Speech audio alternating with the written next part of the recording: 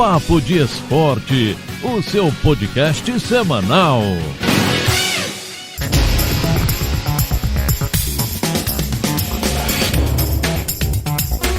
E aí pessoal, tá começando o Papo de Esporte por aqui, o seu podcast semanal. Eu sou Guilherme Faria. Eu sou o Gutinho. E a gente tem bastante tema interessante pra abordar nessa semana, não é, Gutinho? Sim, temos sim. Então vamos lá. Vamos começar falando sobre NBA? Então eu começo falando aqui sobre o Kristaps Porzingis, que vai ter que passar por uma nova quarentena de um dia por ter perdido um teste diário de Covid-19 no último domingo, né? O Dallas Mavericks fez um jogo duro, mas perdeu pro Indiana Pacers de virada por 118-111 em Orlando, na Flórida. E foi o segundo amistoso para ambas as equipes no período preparatório para esse retorno da temporada de 2019 e 2020, após esse intervalo forçado pela pandemia do coronavírus, né? Então agora com toda essa situação de pandemia do coronavírus, agora funciona assim, né? Perdeu o teste, tem que ficar de quarentena por um dia, e é isso que vai acontecer agora com Kristaps Porzingis. Mas ainda sobre essa questão da bolha da NBA na Disney e tudo mais, agora tem um jogador investigado por deixar a bolha e visitar uma casa noturna. O armador Lou Williams, do Clippers, foi liberado para deixar a bolha da NBA montada no complexo da Disney, depois aí de ser investigado por deixar a bolha para visitar uma casa de prostituição no período da noite, nesse período, né, depois de ter aparecido em uma foto com o rapper Jack Harlow na última quinta-feira. Agora ele vai ter que ficar afastado por pelo menos 10 dias e vai perder aí 2 partidas do Los Angeles Clippers depois de furar a bolha, então 10 dias afastado e vai ter que fazer exame, perdendo as 2 primeiras partidas do Clippers aí. É isso aí. E na Fórmula 1, alguma novidade? Na Fórmula 1 tem polêmica, né? O ex-diretor da Mercedes aproveitou para alfinetar a Ferrari e disse que o Hamilton nem venceria na equipe italiana. O Hamilton, que está ganhando tudo aí pela Mercedes, o Norbert Haug, que é o ex-diretor da Mercedes, aproveitou então para alfinetar aí a italiana Ferrari, dizendo que nem ele conseguiria vencer na equipe italiana. Com relação ao Grande Prêmio das Américas. É isso, nas Américas por aqui, vários GPs cancelados por causa da pandemia do coronavírus. A Fórmula 1 anunciou na semana passada que cancelou os GPs do Brasil, dos Estados Unidos, também do México e do Canadá devido à pandemia. E essa, Gutinho, vai ser a primeira vez desde 73 que a corrida aqui no Brasil não vai ser realizada. Além disso, o futuro é uma incógnita, porque o contrato aqui para o Brasil não vale para 2021, tem a questão também do Autódromo do Rio de Janeiro, e aí a gente fica aguardando então para ver o que acontece com o GP do Brasil agora. Mas, além de cancelar essas corridas aqui no continente americano, a Fórmula 1 confirmou os GPs de Nürburgring, Portimão e também de Imola. Ô Gutinho, vamos falar do milionário futebol de bola oval? Vamos lá. Começar falando então sobre a grande polêmica do Washington Redskins, né, que anunciou que vai mudar de nome na última quinta-feira e vai passar a se chamar Washington Football Team até uma segunda instância. O clube, que inclusive já ganhou 3 títulos do Super Bowl, vinha sendo cobrado insistentemente para fazer essa alteração ao seu nome, que fazia referência ao povo indígena americano. E especialmente depois dos protestos antirracistas, esse pedido por parte da torcida se intensificou, né? Então a partir de agora, até segunda instância, o Washington Redskins passa a se chamar Washington Football Team na NFL. E ainda sobre isso, por causa da pandemia do coronavírus, o New York Jets e o New York Giants anunciaram que vão mandar os jogos sem torcida nesse início da NFL. O governo de Nova Jersey decretou uma medida que proíbe as aglomerações em espaços ao ar livre, o que vai impedir a presença de público no MetLife Stadium até segunda ordem nesta temporada de 2020. Então a NFL em Nova Jersey começa sem público para os Jets e também para os Giants. Guilherme, tem brasileiro na travessia do Canal da Mancha? Tem brasileiro sim lá, ele já embarcou na Inglaterra para atravessar a nado esse Canal da Mancha aí, né? Ele foi recordista da Leme ao Pontal e agora o Glauco Rangel treinou em Rio durante a pandemia e vai ter que cumprir aí um isolamento agora que chegou na Inglaterra para depois sim atravessar a nado o Canal da Mancha. O brasileiro então em busca aí dessa conquista. Olha, Gutinho, quem volta aos ringues em breve é Mike Tyson aos 54 anos. E a lenda do boxe vai enfrentar o adversário de 51, Roy Jones Jr.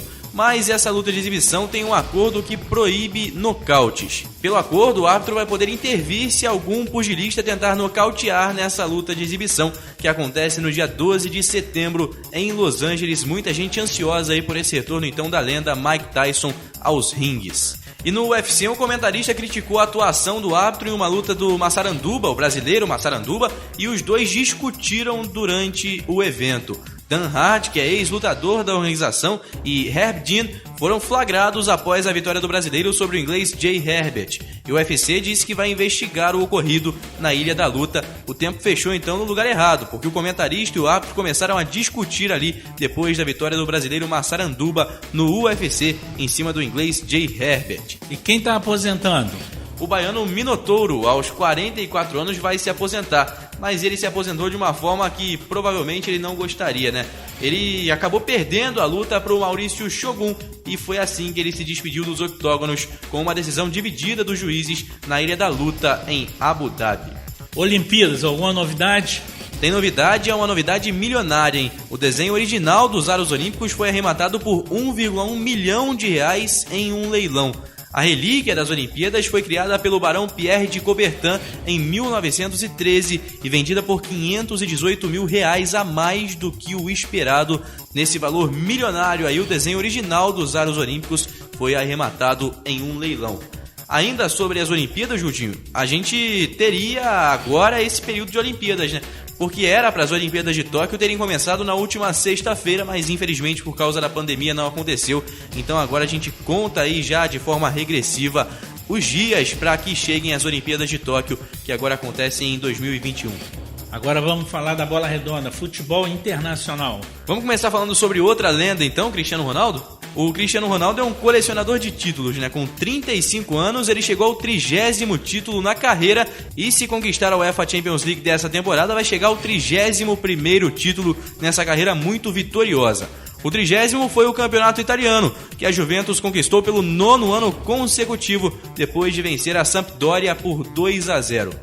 O CR7 deixou dele e Bernardeschi fez o segundo da Juventus nessa vitória aí da 36ª rodada do italiano, que deu o título à velha senhora. Isso aí, os brasileiros, entre outros, né? São muitos os brasileiros na Juventus. O Arthur, que chega agora saindo do Barcelona. E esse domínio da Juventus no campeonato italiano pode ser traduzido também por números bastante superlativos. O clube de Turim chegou aos 36 escudetos no último domingo e agora os últimos 9 foram consecutivos. Além disso, se a gente colocar essas conquistas no papel, as 36 conquistas da Juventus somam o dobro dos rivais Milan e Inter de Milão, cada um campeão nacional 18 vezes, da hegemonia da Juventus, que agora já domina por 9 anos seguidos o futebol na Itália. Campeonato inglês. O campeonato inglês da temporada 2019-2020 chegou ao fim, né? E vale destacar também, né, Gotinho, que pro brasileiro que está interessado em saber como foi essa temporada, foi a temporada com mais brasileiros na Premier League da história. Foram quantos? Foram 23 jogadores brasileiros na competição. É isso, bastante jogadores brasileiros. Nessa última rodada, o Manchester United venceu o Leicester em um duelo direto por vaga na Champions. O Chelsea também confirmou a classificação e o Tottenham vai só à Liga Europa. Bournemouth e Watford foram rebaixados e o City goleou com recordes de Gabriel Jesus e De Bruyne nessa última rodada da Premier League. E Gutinho, quem estreou no campeonato da Coreia do Sul foi o ex-Corinthians Gustavo, que saiu do banco e marcou de cabeça na sua estreia no país, né? Ele foi apresentado na semana passada e o atacante brasileiro entrou no intervalo para fazer o último gol da vitória do Jeonbuk sobre o FC Seul por 3-0, mostrando aí a sua especialidade, e no tempo de Corinthians também ele arrebentava nos gols de cabeça. Ainda sobre o Timão, Haaland publicou um vídeo com a camisa do Corinthians. O atacante do Borussia Dortmund apareceu com o uniforme do Timão nas redes sociais e, claro, não poderia ser diferente, levantou a torcida aí nas redes sociais, a torcida do Corinthians animada com essa publicação do jogador norueguês, que colocou aí uma camisa do Corinthians para publicar um vídeo nas redes sociais. Ele agradeceu as mensagens que recebeu por seu aniversário. Completou 20 anos no último dia 21 de julho, mas não chegou a citar o Corinthians nas imagens. Vamos falar sobre Libertadores também, para a gente encerrar aqui esse giro pelo futebol internacional, mas falando especificamente sobre os brasileiros que entram em campo na volta da Libertadores na fase de grupos, né, que volta na terceira rodada. Pelo Grupo A, o Flamengo joga no dia 17 de setembro contra o Independiente Del Valle em Chilogalo, lá no Equador. Já no Grupo B, o Palmeiras também vai jogar fora de casa contra o Bolívar. O Palmeiras entra em campo mais cedo, no dia 16, no Hernando Siles. No grupo C, o brasileiro é o Atlético Paranaense, que também vai jogar fora de casa contra o Jorge Wilstermann. E ele é um dos primeiros brasileiros a reestrear nessa volta da Libertadores. Joga na terça, no dia 15, no Félix Capriles. Já no grupo D, que tem River Plate, LDU e Binacional, o São Paulo vai receber o River no Morumbi, no dia 17, às 7 da noite. Pelo grupo E, que tem a dupla Grenal, o Inter vai receber o América de Cali no dia 16 e no mesmo dia o Grêmio visita a Universidade Católica no Chile. Aí a gente pula para o grupo G para falar sobre o Santos, que é o outro brasileiro que estreia também na terça-feira, no dia 15, e joga em casa, na Vila Belmiro, vai receber o Olímpia do Paraguai às 9h30 da noite. Esses que são os brasileiros na Libertadores que volta então em meados de setembro, no dia 15, a terceira rodada da fase de grupos da Libertadores, acontecendo nos dias 15, 16 e 17, de terça a quinta-feira. O Campeonato Paulista teve jogos definidos no início dessa semana, na segunda-feira, e agora vamos para as quartas de final. Os jogos são os seguintes: Santos e Ponte Preta, Palmeiras e Santo André, São Paulo e Mirassol e Bragantino, dono da melhor campanha até aqui, e Corinthians. Esses são os confrontos definidos das quartas de final do Paulistão. Os rebaixados foram Água Santa e Oeste, que agora vão para a Série A2. As quartas de final vão acontecer em jogo único, com 2 jogos sendo disputados na quarta e 2 na quinta-feira. Ô Tim, vamos fazer agora aqui então um giro pelos times de São Paulo para falar o que os treinadores viram nos jogos no final de semana. Começar pelo Corinthians então, já que a gente falou aqui agora há pouco do Haaland vestindo a camisa do Corinthians. O Thiago Nunes disse que o Bragantino é favorito contra o Timão e ainda completou que o Corinthians é apenas franco atirador. O técnico comemorou a classificação e agora está mirando o confronto das quartas do Paulistão, mas disse que o dono da melhor campanha do Campeonato Paulista até aqui, o Bragantino, é sim favorito contra o Timão. Palavras do sincero Thiago Nunes, técnico do Corinthians. Indo agora para o tricolor paulista, o Fernando Diniz elogiou o São Paulo e colocou em dúvida se todos os times do Paulistão cumpriram a quarentena. O técnico disse que às vezes dá a impressão que não, depois da vitória sobre o Guarani, colocando em xeque então essa questão, mostrando a sua dúvida em relação ao cumprimento ou não da quarentena por parte de todos os times do Campeonato Paulista. Já no Palmeiras, o Luxemburgo exaltou a paciência do time contra o Água Santa. A vitória por 2-1 garantiu ao Verdão a vantagem em decidir as quartas de final em casa. E o técnico do Palmeiras aproveitou para exaltar a principal virtude do time nessa vitória, que foi a paciência ao longo do jogo. Já no Santos, o final de semana não foi tão bom assim, O Gesualdo lamentou a terceira partida seguida do Santos com expulsão e disse que antes do cartão vermelho de Uribe, o Peixe fazia um bom jogo. Vencia o Novo Horizontino pelo placar de 2-0, mas deu bobeira e sofreu a virada. O Santos perdeu por 3-2 na despedida da fase de grupos. Ô Guilherme, essa situação curiosa envolvendo o técnico do Grêmio, Renato Gaúcho. O Renato Gaúcho já está bem fixo ali no Grêmio, Mostra que está feliz também, mas uma situação curiosa chamou a atenção lá nos Estados Unidos, na Major League Soccer, que é a primeira divisão do futebol por lá. O jornalista Greg Seltzer listou 10 nomes de técnicos para substituir o holandês Frank de Boer no Atlanta United. Entre eles, está aí o nome do Renato Gaúcho do Grêmio. O Atlanta é um dos novos e expoentes clubes do futebol norte-americano. Ele foi campeão em 2018 sob o comando do Tata Martino. O craque da equipe é o venezuelano Joseph Martinez, que inclusive já foi alvo do Grêmio anos atrás. Tá essa situação curiosa então envolvendo o Renato Gaúcho. E o adversário, Inter? O Inter lá no Rio Grande do Sul mostra que está bastante incomodado com as questões dos gramados, As condições dos gramados no interior do estado não têm agradado nada o time que é comandado pelo técnico Eduardo Cudê. E o clube trabalha inclusive com a possibilidade de fazer essa fase final do Campeonato Gaúcho fora do Rio Grande do Sul. Ou então, pelo menos ter o Beira-Rio ou o CT da base em Alvorada liberados pela prefeitura. No entanto, as prefeituras mantêm os vetos e isso deixa o Inter bastante descontente. Vamos agora para Minas Gerais, Gutinho? O discurso dos personagens do Atlético depois do empate com o América Mineiro foi bastante unido no último final de semana. Nas palavras do Sampaoli, a vitória do Galo escapou muito por conta de queda no segundo tempo. Algo visível por quem conseguiu acompanhar o jogo, né, e com a explicação extra do treinador. Nas palavras do argentino, foram questões táticas que explicam a atuação ruim na etapa complementar. O time do Sampaoli que tem bastante disso, e a gente viu isso no Santos também, né? O Sampaoli, até encaixar o time, tem jogos maravilhosos, tem jogos muito ruins, e esse do Atlético, então, nas palavras dele, foram questões táticas que atrapalharam a atuação do time no segundo tempo. O Sampaoli explicando, então, o motivo do empate em 1-1. E na Toca da Raposa, o que tem lá no Cruzeiro? O Cruzeiro ainda está vivo na briga pela última vaga nas semifinais do Campeonato Mineiro. Mas para passar de fase ele tem que ter um pouco de sorte, um pouco de competência. Então a Raposa vai ter o confronto direto diante da Caldense, que é terceira colocada já nessa quarta-feira em Poços de Caldas pela última rodada da primeira fase do estadual. Mas além de conquistar os 3 pontos na casa da equipe adversária, o time do técnico Anderson Moreira precisa vencer por 3 ou mais gols de vantagem no placar para avançar no estadual. Isso porque o Cruzeiro tem 17 pontos, 5 vitórias e 5 gols de saldo.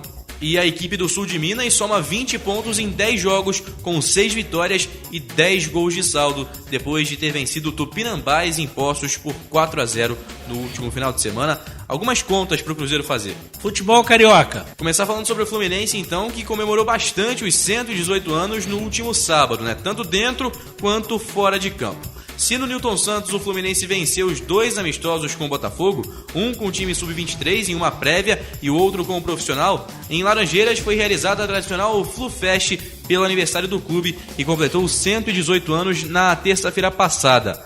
E em ano de pandemia, a 6ª edição do evento foi na versão quarentena, feita de modo virtual, em uma live que teve quase 8 horas de duração. Com participações do presidente Mário Bittencourt, do cantor Ferrugem, que é tricolor declarado, e também do capitão Fred, que agora se recupera depois de ter feito a cirurgia no olho, o Fluminense comemorou no último sábado, então, os 118 anos de idade aí do clube. Mas, em campo, a atuação deixou muito a desejar na vitória por 1-0 sobre o Botafogo, porque o Botafogo foi melhor durante toda a partida, mas o Fluminense foi mais objetivo e conseguiu vencer, então, com o gol de Michel Araújo. O Odair, por outro lado, exaltou a competitividade entre os dois clubes e disse que de amistoso foi só o nome e nada mais, porque em campo Fluminense e Botafogo disputaram bola a bola, lance a lance.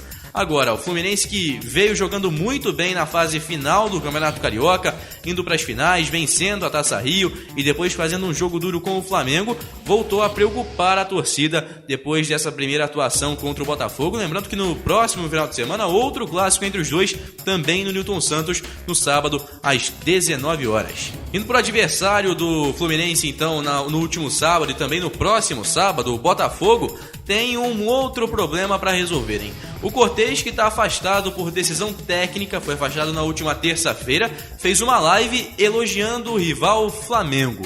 O atacante recebeu muitas críticas dos torcedores ao participar de um vídeo ao vivo em rede social na madrugada, mas já havia sido descartado dos planos do clube nos dias anteriores a essa live. Mas não pegou bem, né, Cortez? Ainda jogador do Botafogo, elogiando o rival Flamengo nas redes sociais, e os torcedores reclamaram bastante dessa atitude do jogador. Falando ainda sobre a questão do clássico do último final de semana, o Autuori explicou uma mudança tática que fez e aprovou a atuação do Fogão na derrota, mas disse que fica de lição pelo que aconteceu na partida, né? Ele analisou a opção por improviso no ataque, pediu mais eficiência aos jogadores nas próximas partidas e afirmou que o Honda é o batedor oficial de pênaltis e de faltas da equipe. O Botafogo que perdeu um pênalti, isso que poderia ter deixado o jogo completamente diferente. Aí o Autuori então afirmou que tudo isso fica de lição, mas que o Honda é sim o batedor oficial de faltas e de pênaltis no time do Botafogo. Lembrando que o Pedro Raul foi quem perdeu esse pênalti na partida contra o Fluminense no último sábado. Vamos falar do Flamengo agora e nessa saga na busca por um novo treinador. O final de semana do Flamengo na Europa com Marcos Braz e Bruno Spindel foi de jantares e reuniões com possíveis treinadores, com candidatos à vaga deixada por Jorge Jesus. A diretoria do Flamengo se reuniu com Domenech Torrent e iniciou o processo olho no olho na Europa.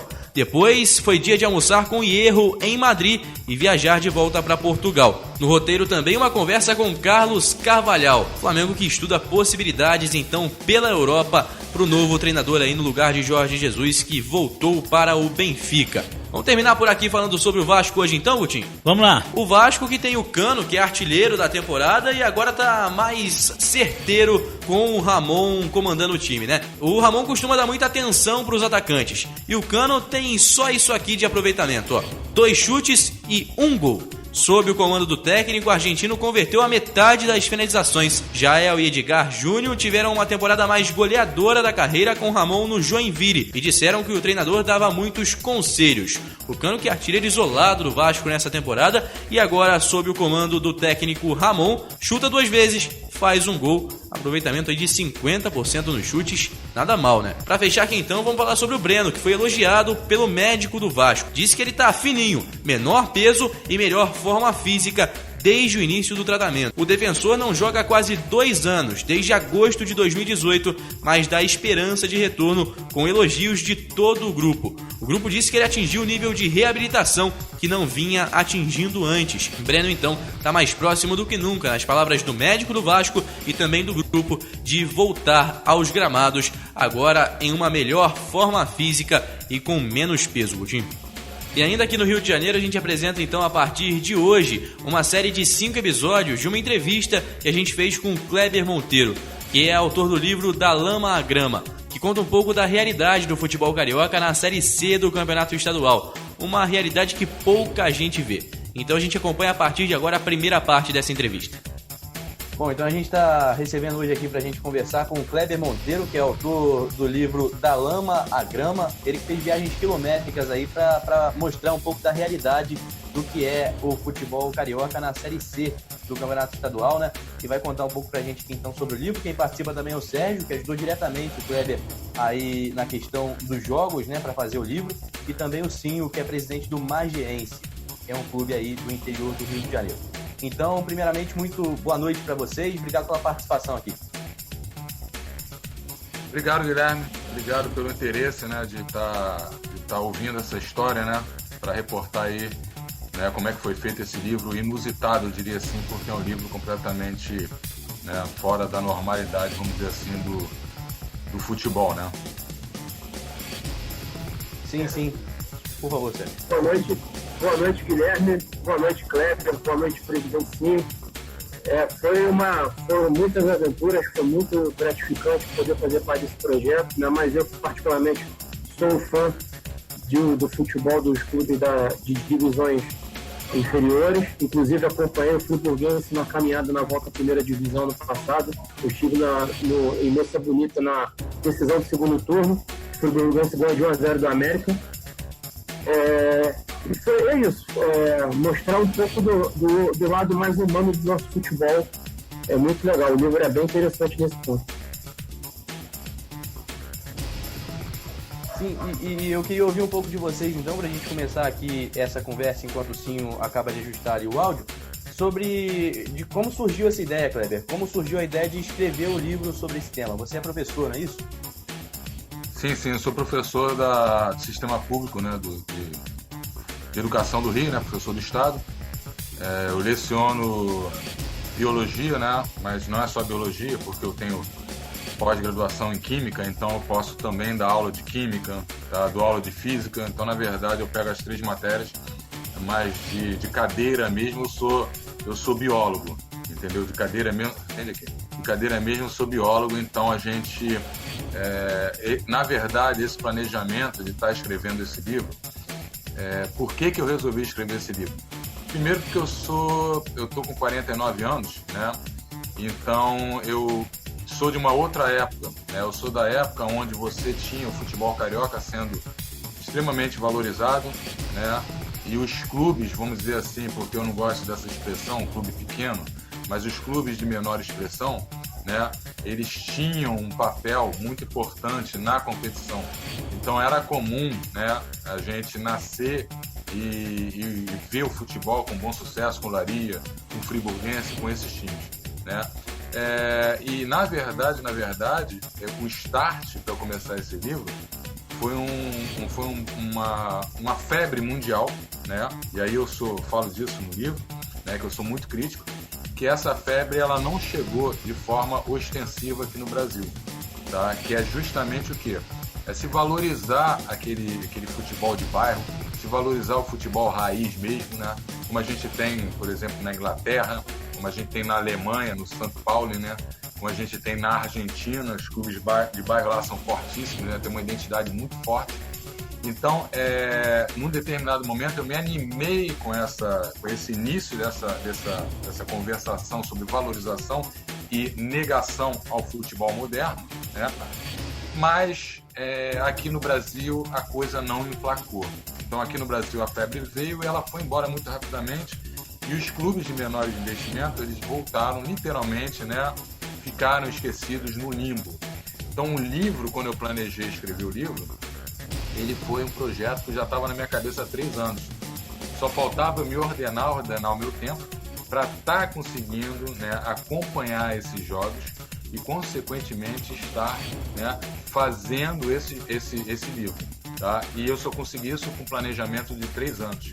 Tanto que, por pouco, muito pouco, eu não fiz esse livro de novo em 2019. Por quê? Porque o campeonato iria começar em junho de 2019. Meu pai faleceu em maio, tá? Uma semana depois, a minha mãe caiu e fraturou o fêmur, né? E uma semana depois o campeonato começou. E aí eu já tinha deixado, né? Falei, bom, eu já estou sem a cabeça porque eu perdi meu pai há menos de um mês, minha mãe caiu, está operada. Então eu não tinha cabeça, literalmente, para fazer esse livro. Só que aí as coisas começaram a acontecer para escrever esse livro. E uma das coisas que começou a acontecer, né, na verdade, foi que você não teve a primeira rodada. Então a primeira rodada que eu ia cobrir, agora se eu não me engano, acho que foi entre Barcelona e Queimados, se eu não me engano, não existiu por WO. Então WO é uma coisa muito comum nessa terceira divisão. E aí, por isso, eu consegui me planejar para fazer a partir do segundo jogo. Tanto que o livro começa na segunda partida. Então, o livro já começa, vamos dizer assim, torto, né? Porque ele já dá uma ideia do que é a terceira divisão no início. Na primeira linha, você já tem noção de que a primeira rodada não existiu por culpa de WO. Sim. E Sérgio, você falou que gosta muito aí da questão do futebol e tudo mais, então onde você entra aí nessa questão do livro? Então, Guilherme, eu entrei primeiro como incentivador do meu amigo, porque se eu tivesse a coragem que ele tinha, a cara de pau que ele teve de chegar, conversar com as pessoas, procurar saber, ir com a agendazinha debaixo do braço, igual ele fez, sendo confundido às vezes como olheiro, outras vezes nós fomos confundidos como pessoal da máfia das apostas, inclusive nos estádios. O meu interesse foi eu sempre quis ir assistir os jogos desses clubes, só que eu não tinha companhia. Eu encontrei um amigo de longa data, que é tão louco quanto eu por futebol.